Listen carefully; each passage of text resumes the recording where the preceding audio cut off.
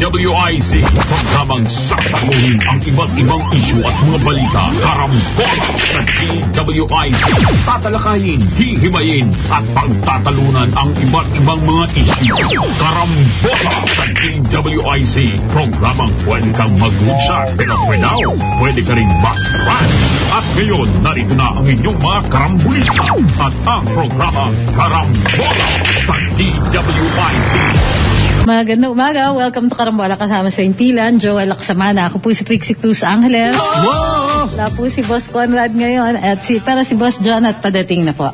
So, mapapanood kami at mapapakinggan sa aming website dwiz882am.com. Dito maaari ninyong i-download ang DWIZ app for iOS and for Android.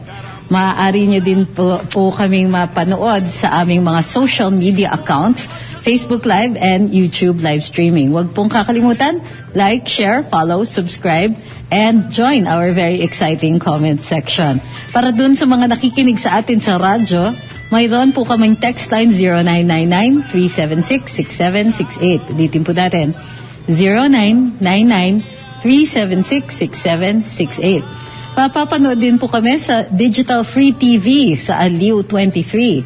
On Sky Cable, nasa Channel 72 kami. Sa Signal, nasa Channel 24. Sa TV Plus, nasa Channel 27 at sa GMA Afford the Box, Channel 25. Available din po kami sa ibang digital TV devices and receivers. Rescan lang po para lumitaw ang Aliw 23. Magandang umaga. Good morning. Good morning. Si Boss Conrad is currently on a real estate expedition. Nag-golf? Nag-golf siya. So maraming kakayuri na fairway ngayon yan. Pounding the ground, di ba? Tapos si Kung Jonathan na late lang. Padating na po si Kung Jonathan. Meron akong babatiin, tagbasugid natin, taga-subaybay. Katchat ko lang kanina si Professor Tessa Hasmines. Okay. Professor ko yan sa UP Mascom dati. Kasi kaya kami nagkatchat. May balita Meron bagong course sa UP Mascom. Celebrity Studies. Majoring on Taylor Swift. So, amazing. Well, it's about how the phenomenon of celebrity status and all that. Di ko alam kung paano ang curriculum niyan, but kind of interesting. O either that o tumatanda na ako. Hindi ko masakyan for now. But very interesting. Sa Broadcom daw yan, sa Broadcastcom. Okay. Department. So, ano yun? Ano yung bati mo? Hi? Hi. Masugid siya, taga-subaybay. Tsaka si Boss PJ. Hi. Maganda. Yeah. Okay, so tinanong naglabas ng statement, well, at least kini-question ni Senator Amy yung fuel. Oo. Okay, may dumating na shipment ng fuel sa Zambales galing sa Hawaii from the United States. Large shipment of fuel, pero parang walang information surrounding it. That's a lot of fuel, 39 million gallons. So nagkaroon tuloy ng mga spekulasyon tungkol sa purpose ng fuel na ito. At naglabas rin ng mga na tumaas ang mga, how do you call this? Fears. Oo. Tungkol sa sa posibilidad na naghahanda na ang US through the Philippines ng possible outbreak of hostilities over China and Taiwan. Parang pinaparada na itong mga itong fuel sa ilang possible facilities ganyan dito sa Pilipinas. In case there is really some sort of an outbreak o gera na pinagdadasal ng ilang kaibigan natin na sila naman ay nagwa-warning din. Na mabuting handa ang Pilipinas, ganyan. But so what's the big deal, Attorney Trixie? About the... so they're bringing in So what is it? Is it an importation? Ayan. Kung importation niya, were the duties duly paid? O kasama ba ito, covered ba ito ng so-called equipment or material or storage under the basis agreement. Well, basis agreement, duties baka off the table yan. So. Really?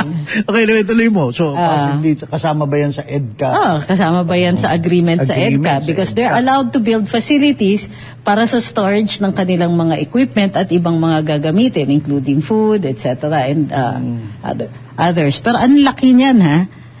Subic is not an EDCA facility, by the way. Kaya, well, hindi, dyan lang pumasok. Hindi natin alam kung dyan siya. Deep water port yun yung depot nila for good. The reason kung bakit ang daming nagtatanong ay dahil walang impormasyon. Wala. Kanina or this morning merong nilabas na statement or nagsalita ang tagapagsalita ng US Embassy at sinabing it's just a regular shipment. Diba? Ano lang po ito, it passed through the regular channels. Yun yung statement. Dumaan po This siya is a very typical, extremely maddening type of syntax na padala sa mga statement ng US pa when they do these kinds of things. For example, we can neither confirm nor deny if there is a nuclear... confirm nor deny. Diba? Ito ganito rin, di ba? Ay, good morning, Kong Jonat. Good morning, Boss Jonat. Ay, bati muna kayo. Good morning. Magandang umaga sa ating mga kababayan.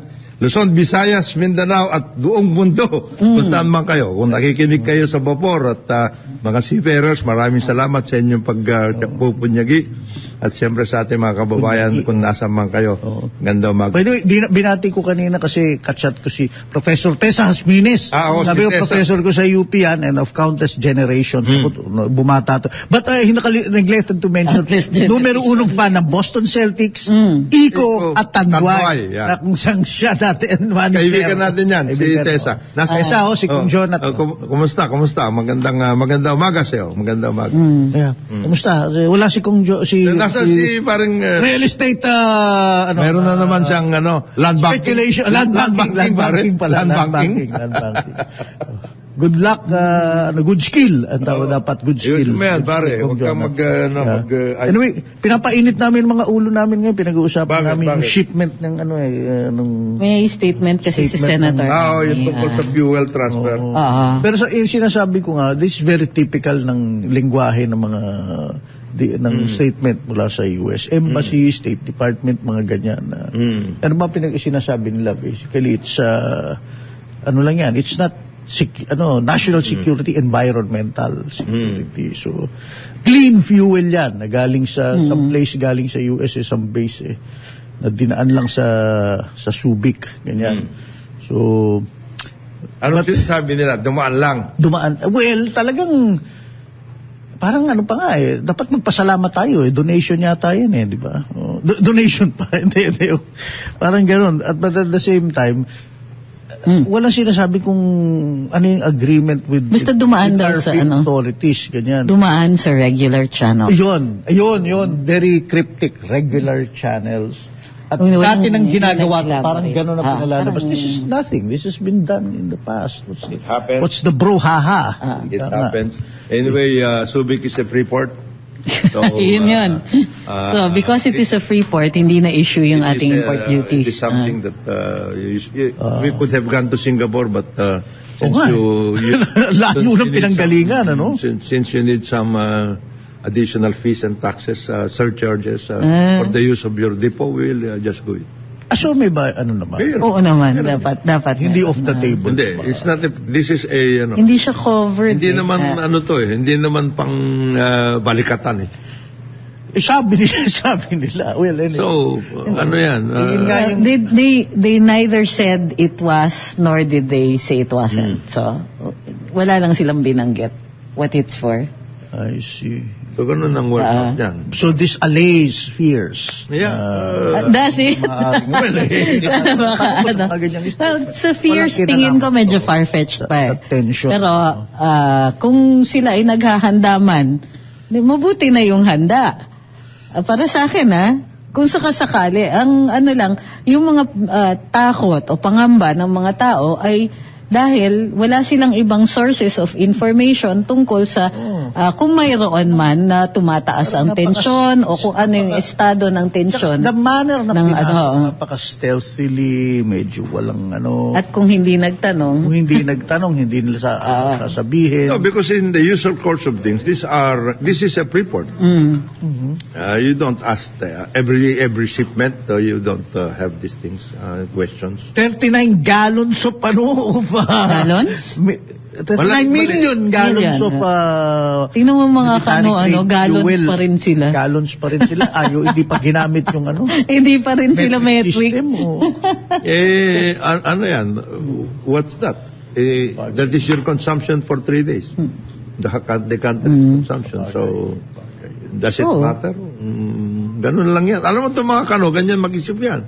Hindi, kasi if it was something good, Mag-isip. they wouldn't have missed the opportunity to crow about it. Kaya magtatanong ang mga tao. Right, tama ka. Kung medical equipment yan papunta sa isang... Hindi. May banda pa yan. May banda pa yan. Nandyan yung ambassador, nandyan. We are... Hindi yata tayo sanay na ganyan ka-low-key ang US. This is a commercial transaction. Ako commercial yan. Tapos. Sinabi ba nila commercial? Ganun yan. Wala sinabing commercial if it naman. is for the US Navy will pay for this. Japan Navy can always also bring in its own fuel if they want to because they're part of our joint patrols. Actually nga pwede naman nilang ipasok yun. So, pero yun nga, siguro hindi din tayo sanay na. Yun nung naglanding kasi yung C-130 ilang beses sa NAIA, walang paapaalam. Basta dumating sila. So, syempre, magtatanong yung mga tao. It's out of the ordinary. Tapos makikita mo yung kaap at para bang... Wala sila ma-explain. Habulan sa explanation. Paano to, sir? Ito na mga makapot sa kaya, masanay na kayo. Ano ba yan? Masanay na kayo. Delayed kasi ang DFA. Kasi dumadaan yan naman sa DFA. Kung mayroong masanay, dapat DFA. O DFA, tip off na niya yung mga tao para walang gulatan. So, ikaw naman at what if you were the concurrent press secretary and all that? If you are... Binigla ka sa press ko na, may nila... May dumating na hindi nyo alam? Ganun. Hindi. Kung ito yung linya nila, sasabihin ko lang talaga that this is in the ordinary course of business. However, the amount, we understand that the amount might have come as a surprise, but remember that the US Navy has been here for several months.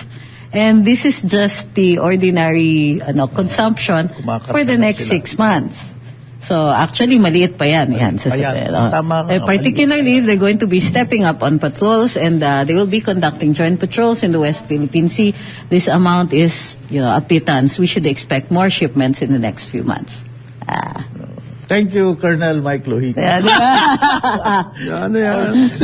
Former Secretary Rafi Alunan. Okay. For me, this is an administrative matter. Kung explain the way. Diba, why are they so ginger about talking about U.S. relations with the Philippines? Hindi naman we're not gonna freak out. Andiyan na yan, may access sila to our bases.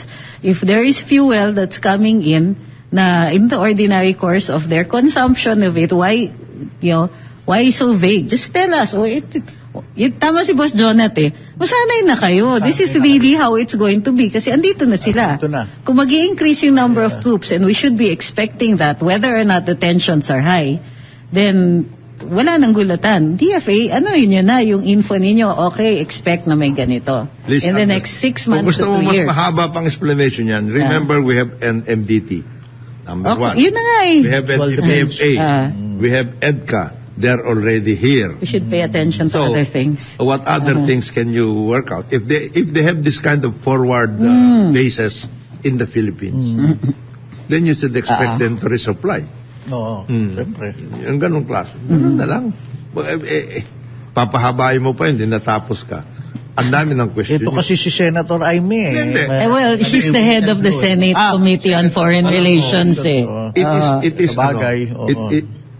It is expected na Senator Aimee will ask that. Kasi, ito nga yung sinasabi nga ni Trixie, DFA, ano ba naman sinabi mo kay Senadora? Ma'am, ito po, just FYI, ito po ngayon ang kalakaran dito. Ganun lang yun. Di ba? Baka dapat iba tatawag dyan. Ate, ito kalakaran dito. The committees can be informed. In other words, okay, right. Sa Committee on Foreign Affairs, dyan sa Foreign Relations, dyan sa House, si Congresswoman Rachel Arenas. di sabihan mo, silang dalawa, Oo, pati Senate President and the Speaker, Tama. under the new Tama. environment of our relations, etc., Oo. ito yung mga Tama, mangyayari. that's natural. Oo. Oo. Hindi ba kayo, dapat DFA na yan? O kaya, Hindi nila kalaing mapapansin. hindi, maski na hindi mo akalain mapapansin, because there is, bago there is a new game in town, which is, we have 9 EDCA sites.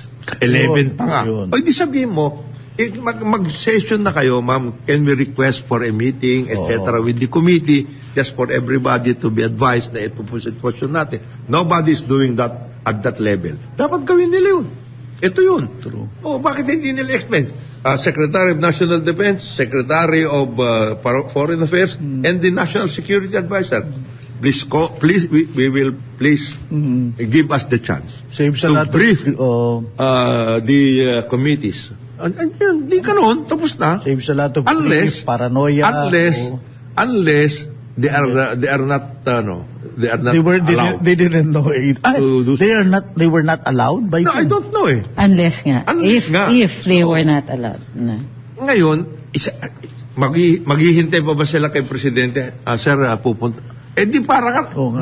si Presidente na lang ang Secretary sa lahat. Di ba? Tama. Ganon. No, Tama. I agree. Does not rise to the level of the president's attention. Like I said, administrative to Oo. Kausapin mo na lang. Hindi naman kasi rin bawal na may pumasok na ganong kalaki.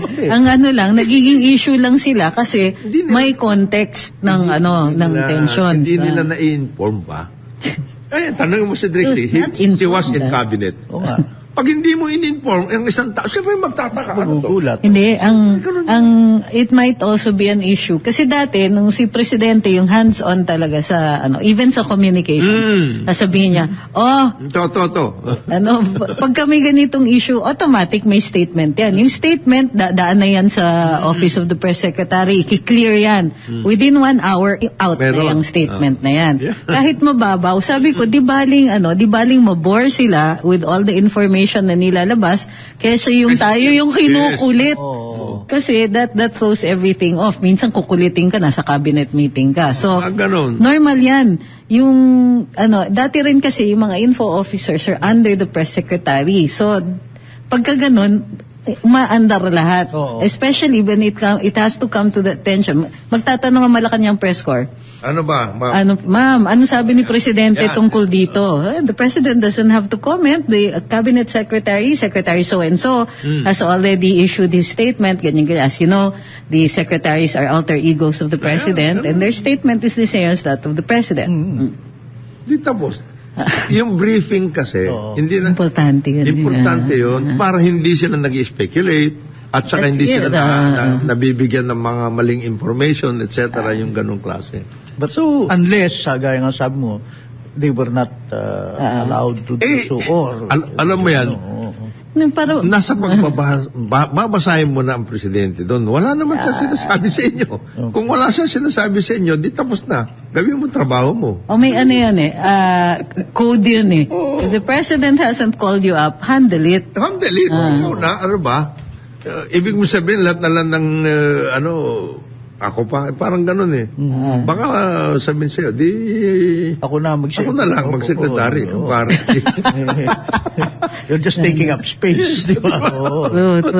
Dahil mo pa ganun. Alam mo, ganyan, the first few months of the first Marcos administration, yung 1965, the President was the Secretary of National Defense at the same time.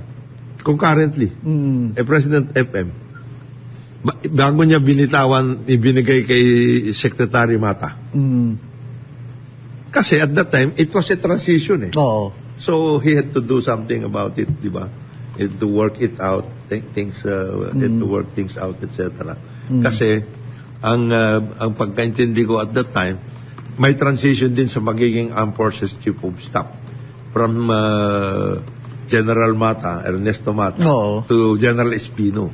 So the President had to take it himself.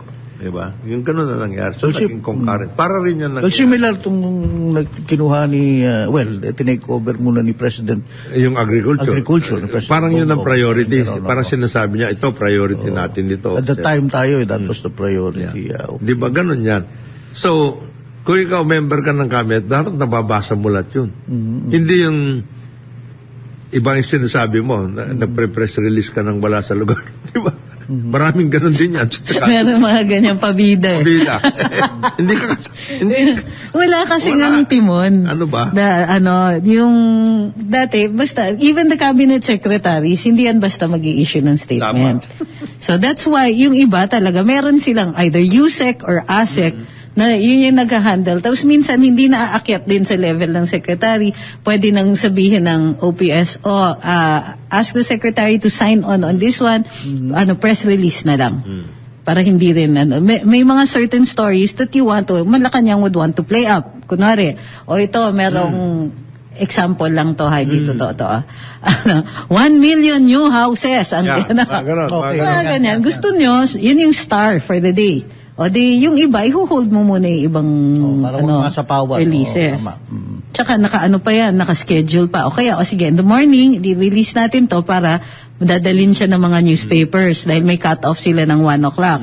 At 3 or 4 o'clock, pwede natin ilabas yung isang statement, reiterate in the next day para meron din silang play. So, yun ang I think it's administrative. Kailangan lang maayos yung portion na yun. Ngayon, sa Senate, kung ikaw, siyempre gagawa ka rin sarili mo. May sarili kayo. At saka may sarili silang press corps. So may din. They have to come out. Regularly. Ako, Senator Amy, of course I have to be, because I want to be quoted. Kasi, unang-una, naintindihan ko to, di ba? Medyo nakakabahala because I don't even know. Ganun yan eh. Di ba? Baka mamaya tanungin ako, ano sasabihin ko? Yan ang kanya. Unless, hindi ka nag-iisip na senador. Ibig sabihin, chairman ka, pero iba iniisip mo. Si Senator, masinop ito eh. Alat na lang ng issue na pwedeng By the same token, could not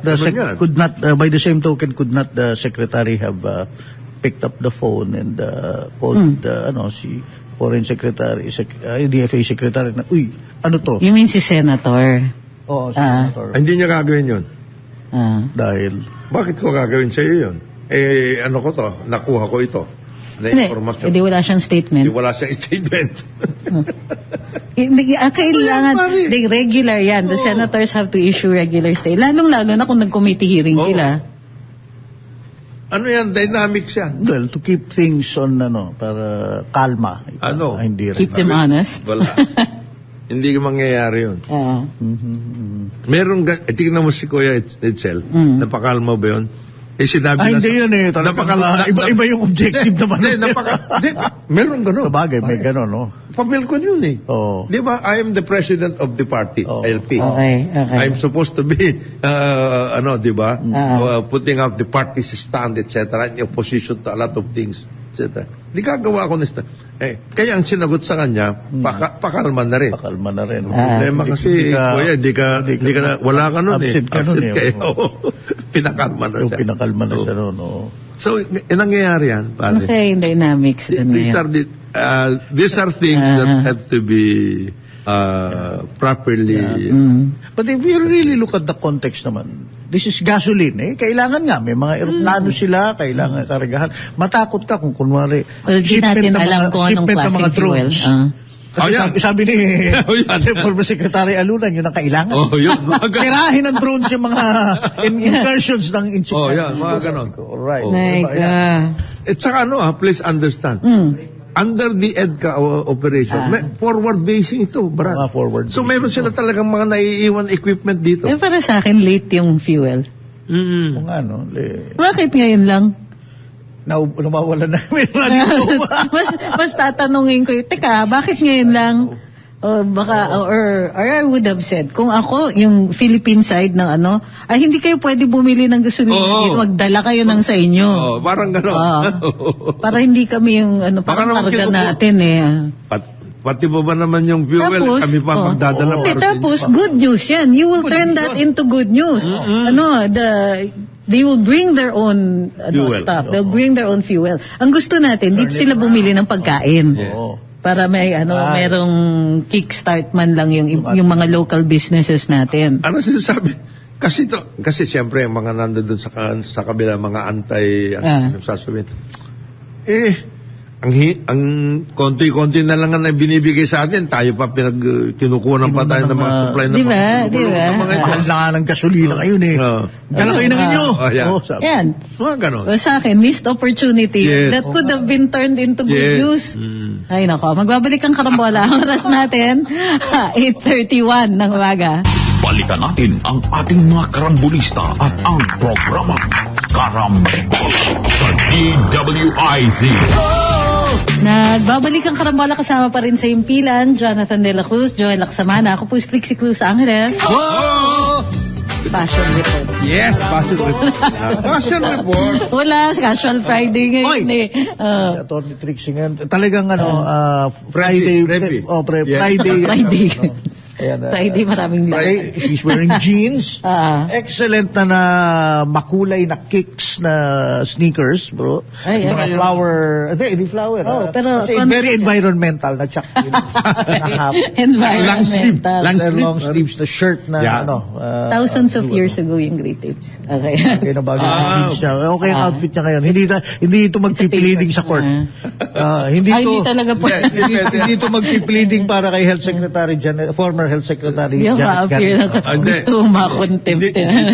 Yung ganyan? Hindi ka mapapasukin. Who are you? The judge will look at you talagang. Although dati, nag-hearing ako, naka-boots ako. Yung boots nga hindi pang ulan, kaya lang, bumabaha-baha talaga nun. Yung ibang judges kasi nun, hindi pa sanay na naka-boots yung So, yung male judges, surprisingly, okay sa kanila. Hindi ko alam kung bakit. Pero yung female judge, one female judge asked me, Attorney Angeles, is that your standard courtroom attire? Ma'am, umuulan po. Sabi kong gano'n. So, tumawa siya and then she accepted it. Ngayon, okay na eh. Marami nang hindi na ako. In law school or something? Meron sa professional conduct, gano'n. Na, of course, depende rin sa judge yan, ha? Kasi there were some judges, nung bagong graduate kami, hindi pa tinatanggap ang pants pag babae. So, kailangan skirt. Talaga, yung business suit mo dapat, a jacket and skirt. So, ngayon medyo mas maano na. But you have to be at least considered formally dressed. So, I see. Guys have it easy. Kayo pwede barong. Working barong, pwede pa. Kami, hindi. Kailangan. Hindi ka pwede pumasok doon yung butas-butas yung mo. Yung jeans. Ay, bakit po? Nakasandals. May nayari sa ganun eh. Grabe. Sa bagay, bagong siya, hindi niya alam na yung pre-trial conference ng Supreme Court is like a hearing. Already. So, dumating na pre-trial kasi justice uupo doon. In one particular case, ako nag-attend ako ng pre-trial sa Supreme Court. Ang justice na nag-handle, yung ponensya was Justice Hardelesa. Matindi yun. Super bait yun, pero talagang aanuhin ka. Any justice would actually get angry at you. Tapos, it wasn't even yung close call na not sure if that's a formal dress wear or workwear attorney, but next time do ganito. Gaganyanin ka. Pero in this particular case, sandals and ripped jeans. Wala talaga hindi siya it's not a close call. Basta sabihin sa'yo, reverse discrimination? Tumitira ka ba ng gano'n? Pwedeng ganun eh, di ba? Pero ito nangyari, Trix at saka Joel, inano ng court sabi, hindi, we will continue with this. Kasi dating Health Secretary Janet Ito Garin, yung na-dismiss na yung... Sandigan Bayan. Oo, sa Sandigan Bayan. Na-dismissan siya ng kaso? Hindi, sabi niya, ang tagal na nito eh. Nag-motion. Motion to dismiss. Ni Janet Garin and four former incumbent officials. Okay, naintindihan ko. Kasi bakit sabi yan, nila, 2015 pa tong kaso, but 2023? Ano ba to? Ba't naman ganito? Parang ganon. This is for speedy trial. Speedy trial. Yun ang kanilang ginawang It depends yan ha. Ang speedy trial, pwede mong i-claim yan kung kunwari ang prosecution parating walang witness. Ayun. Ayan, tatlo lang dyan, di-dismiss talaga yan. It happens, di ba? It happens. Pero kung kunwari, yung mga justices, isa lang ang pwede, wala yung iba, or ang daming holidays, it's not the fault of the prosecution. You cannot file your motion to dismiss. And in this based on particular that. instance, ang daming gusto mag-witness. Ayun. Ang daming witnesses. You're talking about the Den Baksa case, ha? Hindi, sabi nga pwede, ng Sandigan Bayan, the case is yung bang sufficient inform and substance contrary to the claim. Kasi ang ano nila, syempre para ma-substantiate yung kanilang motion to dismiss, sabihin nila na wala naman silang pinipresenta na significant na ebidensya, dismiss nyo na yan. Pero in this case, they should not have used speedy trial. Yes. Mali yan. Maling-mali yung banat na gano'n. Na speedy trial. Ayun, nadyaryo ka tuloy. Hindi sana Iloilo district representative. Very Hindi yung Baksa. Naging very controversial na yan. Hindi pwede yung ganyan lang na... Tapos sa Sandigan Bayan ka magpapadismiss ng kaso. Hindi. That's interesting kasi may pinapanood ako ngayon sa Netflix na series. Noong unang nakalimutan ko yung title But it's hindi ito yung Big Boss. Hindi. It's in Great Britain. Big Boss hanggang ngayon, hindi pa niya kinukwento, ha? Big Boss. Yung The Big Boss sa Netflix. Hindi pa. Ano yun? There is this, I understand. Ito naman kwento. Ilan, pero papanoorin ko yan. Yung The Big Boss daw, yung isang parang programmer magaling. He was able to work around. Nag-ano siya ng mga drugs, etc. He was able to amass some kind of wealth eh. In the Philippines was his case. Ito documentary? Parang gano'n. Documentary. Sige, hanapin. Sige. Ito kinikwento ko naman. Okay, naalala ko yung title. Fool Me Once. It's a limited series na parang suspense sa may story. Tapos somehow doon sa middle, tsaka ko lang nakuha yung twist pala na yung culprit, sila may-ari ng major pharmaceutical company sa US and they produced a drug na nakapatay ng isa. Pinanonood ko, sabi ko, pagtatawanan ka ni Eric Mati dito sa Pilipinas, din back siya, ilan ang napatay. Ang layo niyan, that is not even they just brushed sabi ko, ito mas matindi sa atin. Yan ang dapat ginawa ng pelikula. Pero merong ganyan pharmaceutical din. There's a pharmaceutical family, di ba tinira sila? Yung Zuilig, di ba? Sa atin, ang may hawak dyan. Ang daming yung local counterpart family owned. etc. Tapos there is also one na naging controversy sa Amerika, yung blood testing. Elizabeth, maganda pa yun. She made billions. Nag siya ng blood testing na device. Still out kung talagang fake. Sabi ko, ang tapang naman niya kung talagang grabe gumawa siya nung machine na yun para... Hindi, kasi she believed in it naman. Tapos, nung meron na siyang sponsors, meron ng mga investors, doon na-discover na it's not, it wasn't working. Build, di ba? Tapos, pero na-oversell niya. Nag-IPO lahat, kompleto yun. Tapos ang ganda pa niya. Billions. Tapos yung CEO niya, yun ang naging boyfriend niya. Yung gano'n. Sabi ko, okay ito. But there you go, that's what happens. Pero dito sa kay Secretary. It's magkano yung case? 3.556 billion. Controversial kasi yan eh. During the Aquino administration from 2010 to 2016. Mass vaccination. Yan yung sinasabi ni Trixie na pass break. Grabe yun. Oo. Tapos isipin mo, presidente yung nakikipag-usap. Oo. Wala ka man lang middleman safeguards. May hands-on siya. Oh, that's called an impeachable offense. Grabe. Diba? Hindi mo malaki yung tinakpan sarili. Hindi kasi lang yun. grabe yung manipulation nun Pinaspray nila yung naglikom ng pera, and then end of the year, saka nila tinira. Yung The process, last working day of the year, dapat technically sarado na yung books kasi it was after 12. Tapos nag-release ang DBA. 3.5 billion. Billion. Ano yun na conversion yun? Savings na kinonvert. Tapos yung savings kung saan-saan galing. Parang yung DAP. Matindi yung sense of urgency nila. Yan. Yes. Yung extreme naman, other extreme naman, sumobra urgency. Diba? Kung nandito si Atty. Larry Gadon kasi nung kahapon marami Nung pwede pa sana siya magsalita ng Marami ba nag-comment na ano ba hindi si Larry pa hindi nagsasalita? Hindi na. Language daw niya hindi colorful. It's not the same Larry Gadon. Yesterday I wanted to say something talk about the Aquino administration, the legacy. Hindi niya gagawin. Hindi ko ginawa dahil baka madulas Tsaka nandito si yung anak niya. Si Alaris. The chief of staff. Walang bells.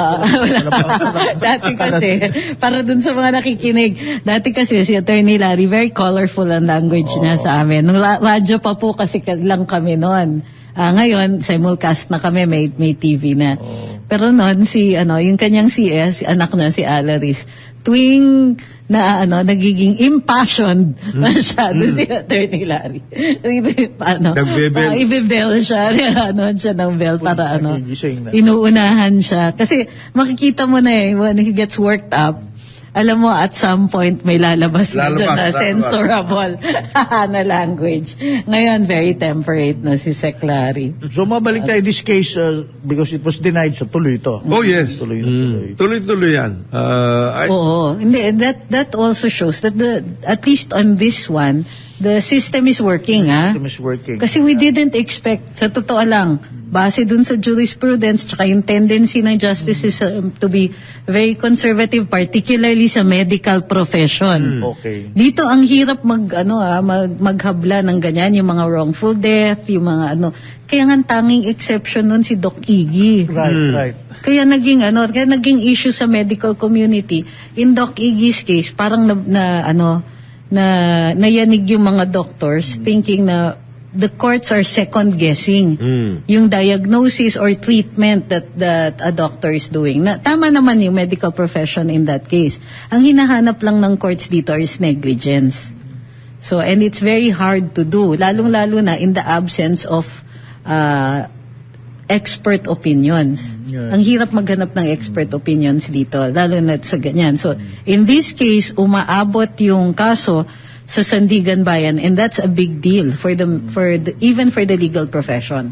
Pero with regards to the actual yung manufacturer, like Sanofi Pasture, kay Zelig Pharma, paano sila ba'y kasali sa kaso? Not in this one, kasi this one is a corruption case, kaya nasa Sandigan Bayan siya.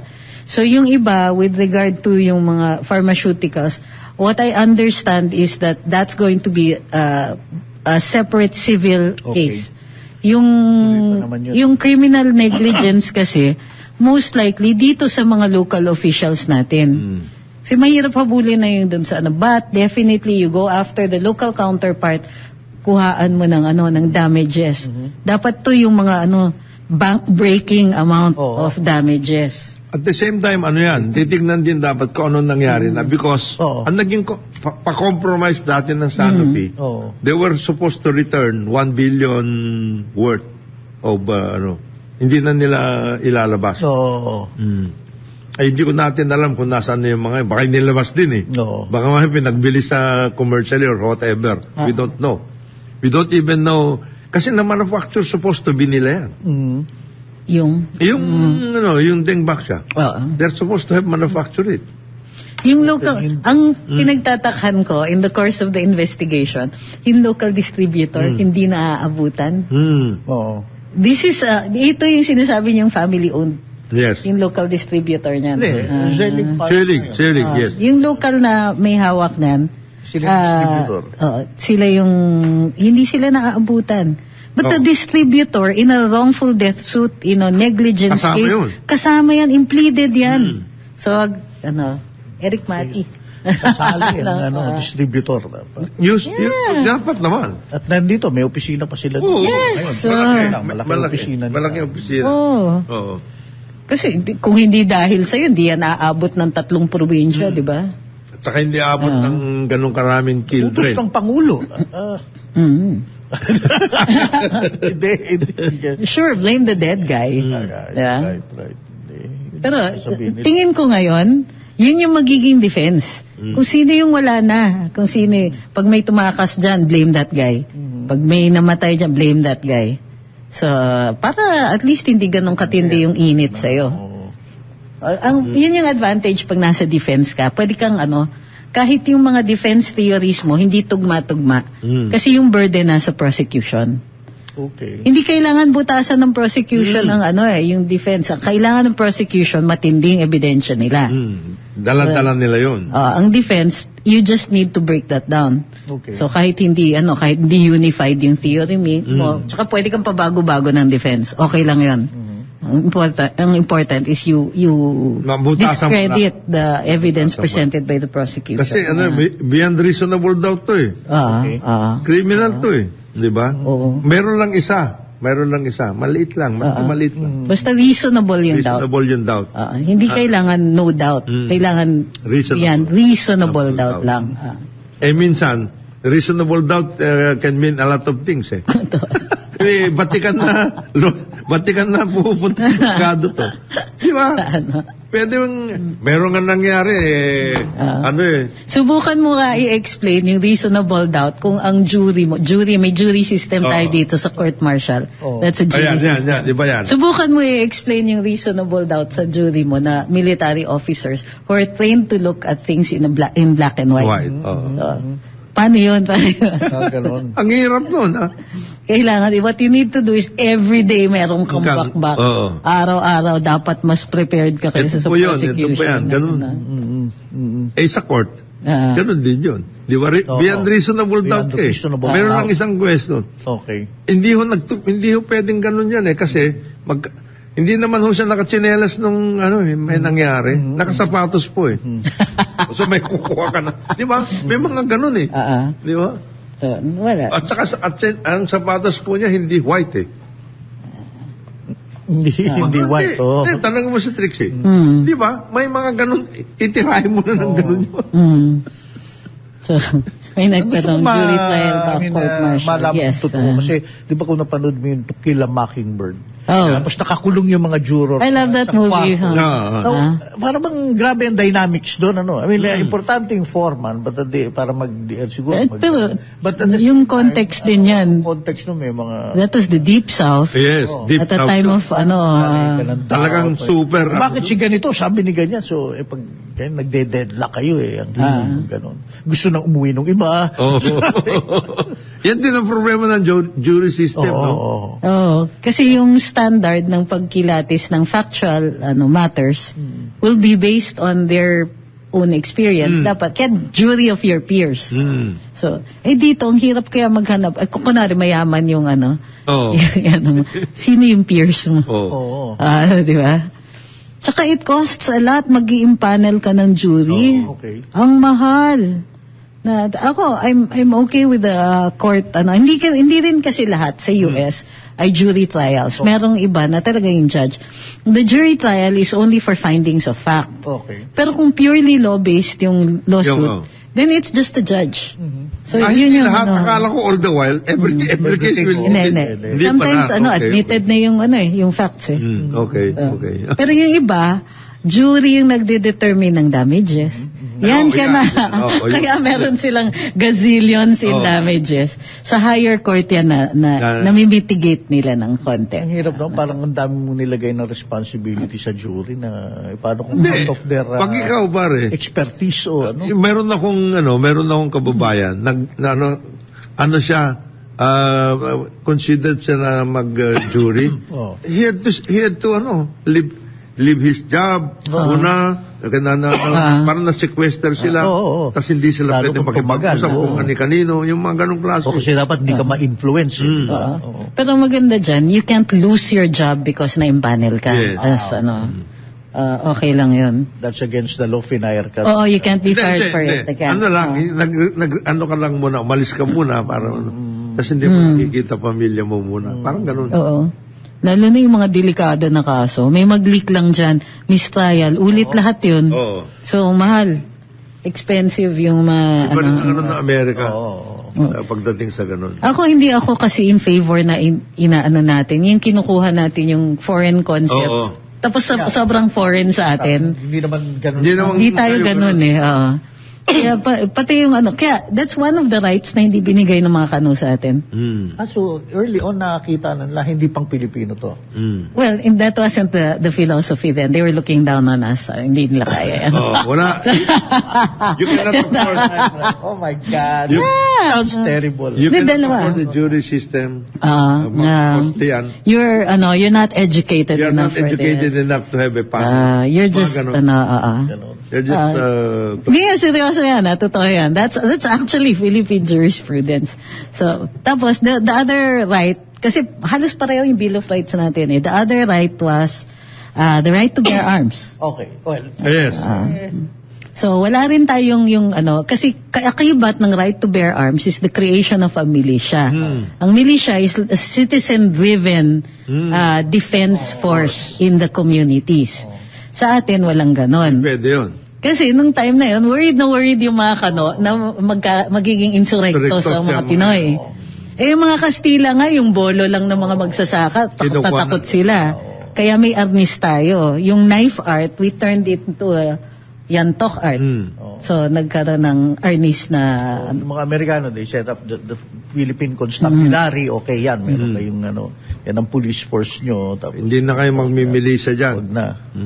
Cannot bear arms. Magiging magwa-warlordism now. I can understand that. Yun ang workout nila dyan. Pero sa mga British colonies, di ba yung kasi sa UK, big yung mga... that's from Europe.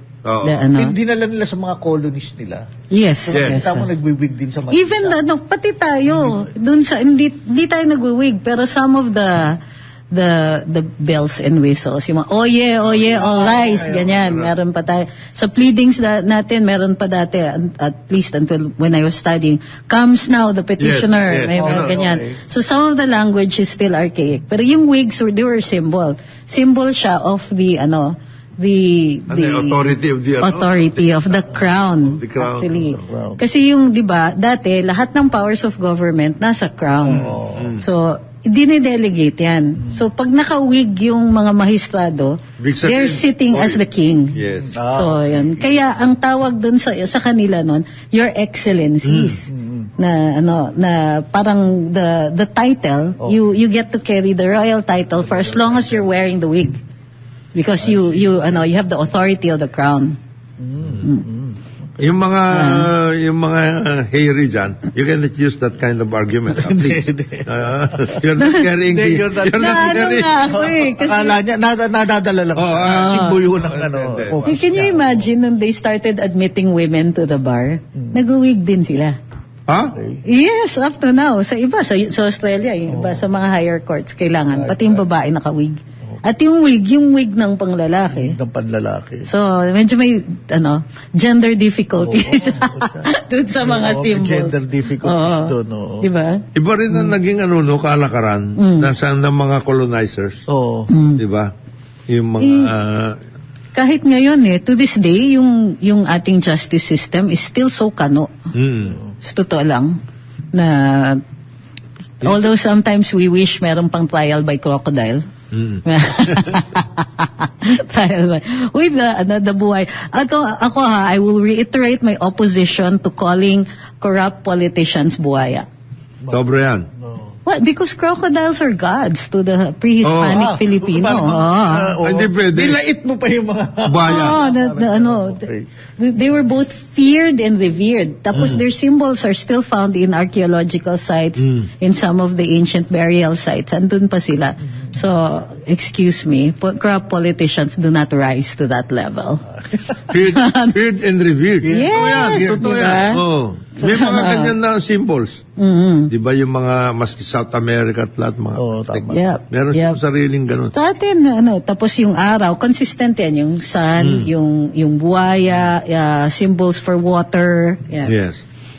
Consistent. From and these are very old, these are thousands of years old. So, babalikan karambola. Ang oras natin, 8:59 ng umaga. Karambola sa DWIZ.